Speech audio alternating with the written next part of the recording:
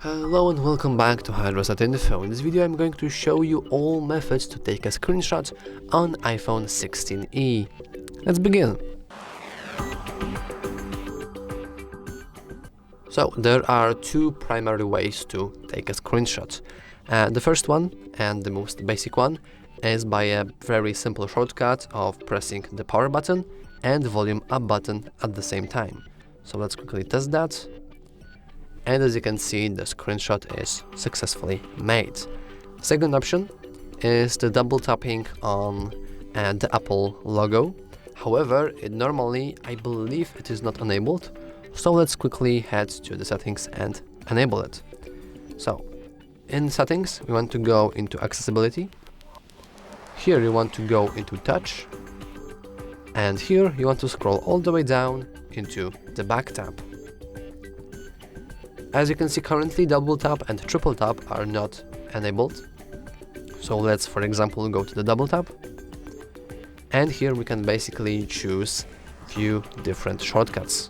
As you can see, the list is pretty impressive, meaning that you can basically customize whatever you want.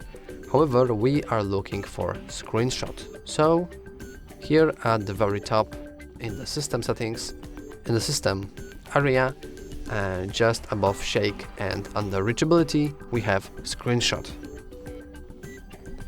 And now, if I would take my phone and double tap the Apple logo, as you can see, the screenshot is made with ease. There's also a second type of screenshot, because as you can see, the currently screenshots only cover the whole screen. However, if we go to a page, to a web browser, for example, to our Safari, and we do a screenshot here, we are able to choose other option. So let's do that. Let's click our screenshot. And as you can see here, we can choose between screen or the full page. As you can see, the full page will allow us to basically take a screenshot of the entire page. Of course, if you don't want to take screenshots of entire page, you can always just trim it. So let's say I don't want this blue area here. So I will simply cut it. And then I will simply hit done. As you can see, the phone warns us that the cropped content is not removed from the PDF itself. So let's just ignore that. And let's hit done. As you can see, we can save it as a PDF, or we can just simply save it as photo. We can also delete the screenshot or copy and delete it, which is a great option if you, for example, are messaging someone and you want to send them a very quick screenshot without actually saving it into your memory. But I will choose Save to Photos. And now if we go to our photos here, we'll see that we have few different screenshots.